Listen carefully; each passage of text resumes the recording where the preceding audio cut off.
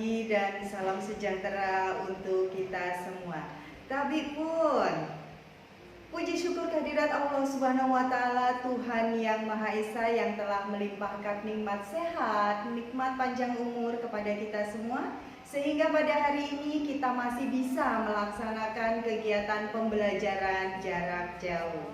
Anak-anakku yang berbahagia, sebelum kita mengawali kegiatan pada hari ini, kita berdoa terlebih dahulu.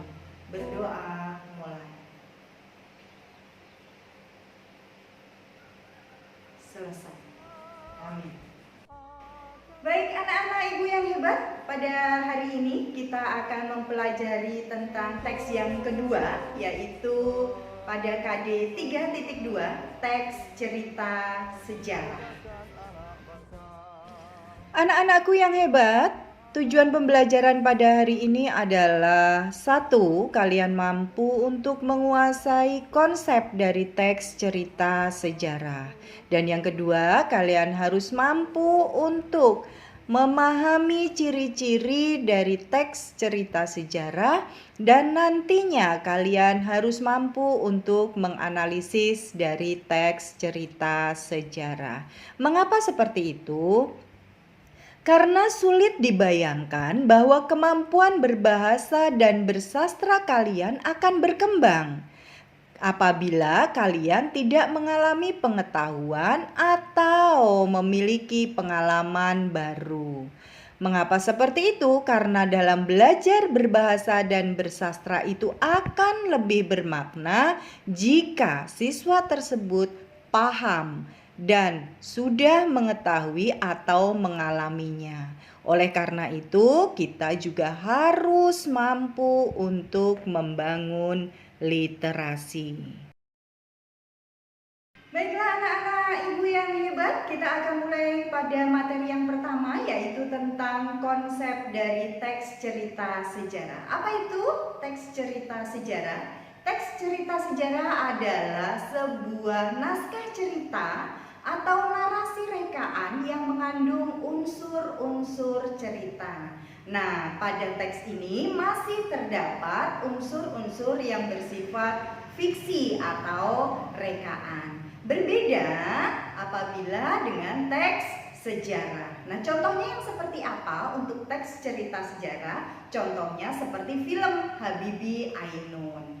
Yang kedua, seperti yang sudah Ibu sampaikan tadi, ada yang namanya teks sejarah.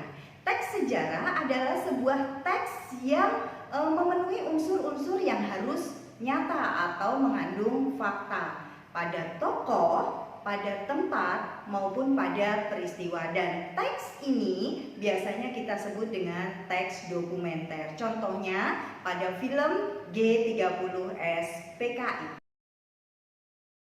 Baik anak-anakku yang hebat, kita masuki pada materi yang kedua, yaitu tentang ciri-ciri dari teks cerita sejarah.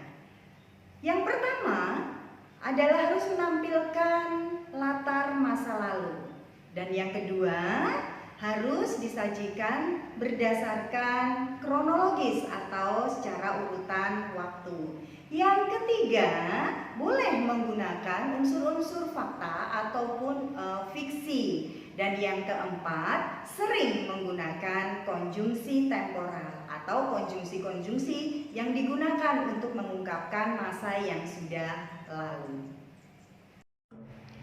Baiklah, anak-anak ibu yang hebat, sebelum kita mengakhiri pembelajaran pada pagi hari ini, tidak lupa dan tidak henti-hentinya, tidak bosan-bosannya Ibu selalu mengingatkan, mari kita patuhi protokol kesehatan. Jangan lupa 3M-nya, selalu menggunakan masker, kemudian menjaga jarak untuk menghindari kerumunan. Yang ketiga, selalu dibiasakan mencuci tangan dengan menggunakan sabun. Dan jangan lupa selalu mengkonsumsi makanan-makanan yang bervitamin untuk menjaga serta meningkatkan imunitas pada tubuh kita. Mari bersama kita bisa melawan COVID-19. Semoga wabah ini segera berakhir dan kita bisa melakukan kegiatan tatap muka seperti biasanya. Amin. Dan Ibu akhiri, wabillahi taufiq wal hidayah. Wassalamualaikum warahmatullahi wabarakatuh. Dadah.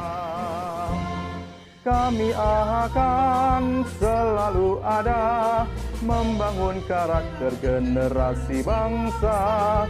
Kami bangga guru Indonesia, guru mengajar untuk Nusantara.